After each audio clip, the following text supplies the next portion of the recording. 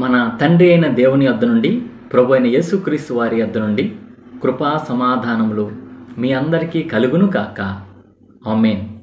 October నెల 12వ తారీఖు వరకు ఏర్పాటు చేయబడిన ఎడారిలో సెలయేర్లు అనుదిన ధ్యాన భాగమును చదువుచున్నాను. వాక్య భాగము: అతనిని పట్టుకొని చెరసాలలో వేయించెను. యెహోవా యోసేపునకు తోడై ఉండి అతడు చేయనది యావత్తు యెహోవా సఫలమగునట్లు చేసెను. ఆదికాండము 39వ అధ్యాయము 20-23 వచనాలు ధ్యాన భాగమును చదువుచున్నాను.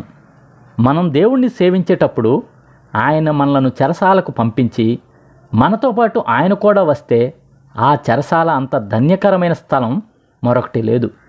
యోసేపుకు ఈ విషయం బాగా అర్థమైనట్టుంది. పరిస్థితులన్నీ తనకు వ్యతిరేకంగా ఉన్నాయని అతడు చిన్నబుచ్చుకోలేదు, నిరుత్సాహపడలేదు. అతడలా ఉన్నట్టయితే చెరసాల అధికారి అతనికి బాధ్యతలు అప్పగించేవాడు కాదు. యోసేపు తన గురించి తాను జాలిపడినట్టు కూడా కనిపించడు. ఇలాంటి నిస్పృహ ఏమాత్రం చోటు చేసుకున్నా అది మన అంతానికే దారితీస్తుంది. దాన్ని వెంటనే వెళ్ళగొట్టేయాలి. యోసేపు తనకు సంభవించిన దాన్ని అంతటినీ దేవుని పట్ల సంతోషకరమైన స్తోత్రగానంగా మార్చివేసుకున్నాడు.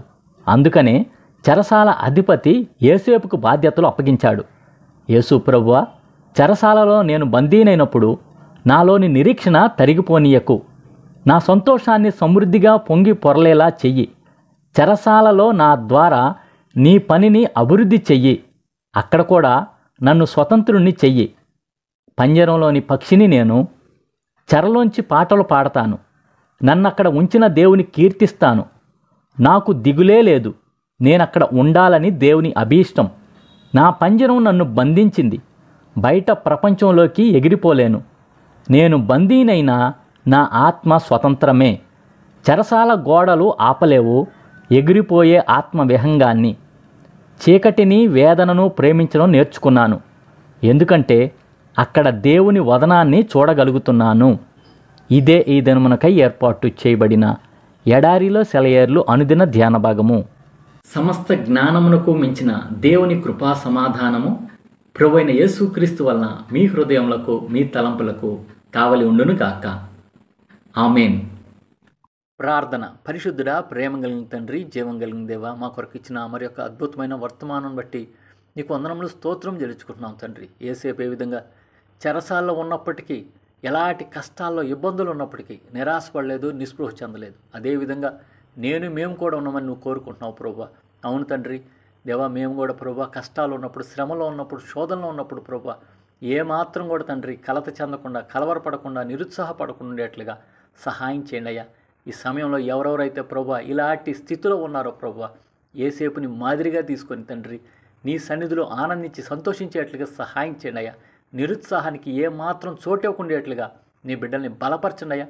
ఈ వాక్యం ద్వారా ప్రభు వారిని బలపరిచావని చెప్పి నమ్ముతూ నిన్ను స్తుతిస్తూ ప్రభు, ఇంకా ఎవరెవరైతే ప్రభు ఈ దినం ఉన్న తండ్రి అలాంటి కష్టాల్లో, ఇరుకుల్లో, ఇబ్బందుల్లో ఉన్నారో తండ్రి, వారందరూ కూడా ప్రభు నీ మీద ఆధారపడి నీ అందు విశ్వాసం ఉంచి జయ జీవితం కలిగి ఉండేట్లుగా సహాయం చేయమని వేడుకొంచు. ఈ దినం మన ప్రభు నీ బిడ్డలు చేస్తున్న పనుల్లో, ప్రయత్నాల్లో, ప్రయాణంలో మీరే తోడుగా ఉండమని వేడుకొంచున్నాం తండ్రి. మరి ముఖ్యంగా ఈ దినం ప్రభు నీ సన్నిధిలో తండ్రి పరిశుద్ధులు నిన్ను స్తుతించడానికి, ఘనపరచడానికి, ఆరాధించడానికి ప్రయాణం వెళ్తుండగా ప్రభు క్షేమంగా వెళ్ళటానికి సహాయం చేయమని వేడుకొంచున్నాం తండ్రి. వారి రాకపోకలో మీరే తోడుగా ఉండమని వేడుకొంచున్నాం తండ్రి. సార్వత్రిక సంఘంలో సకల పరిశుద్ధులు నిన్ను ఘనపరచాలయ్యా, నిన్ను స్తుతించాలయ్యా, ఆరాధించాలయ్యా, అలాగున ఆయత్తపరచమని వేడుకొంచున్నాం తండ్రి. దైవజనులు నీ సన్నిధిలో నిలబడబోతుండగా ప్రభు వారందరినీ యొక్క ఆత్మచేత నింపమని వేడుకొంచున్నాం తండ్రి. ఆత్మాభిషేకంతో నింపబడి ఆత్మీయంగా ప్రభు వర్తమానాల ద్వారా సంఘాన్ని బలపరిచే వారంగా ఉండటానికి సహాయం చేయమని వేడుకొంచు. ఈ దిన దీవులతో సంఘాన్ని, సంఘబిడ్డల్ని, సార్వత్రిక సంఘాన్ని నింపమని వేడుకొంచు. యేసు పరిశుద్ధ నామంలో ప్రార్థించి వినయంగా వేడుకొంచున్నాము పరమ తండ్రి. ఆమేన్. మన తండ్రి అయిన దేవుని యొక్క ప్రేమ, ప్రభు అయిన యేసుక్రీస్తు వారి కృప, పరిశుద్ధాత్మ యొక్క అన్యోన్య సహవాసం సదా మీ అందరికీ తోడై ఉండును గాక. ఆమేన్. Praise the Lord. షాలోమ్. ఈరోజు దేవుని వాగ్దానము: శాశ్వతమైన ప్రేమతో నేను నిన్ను ప్రేమించుచున్నాను.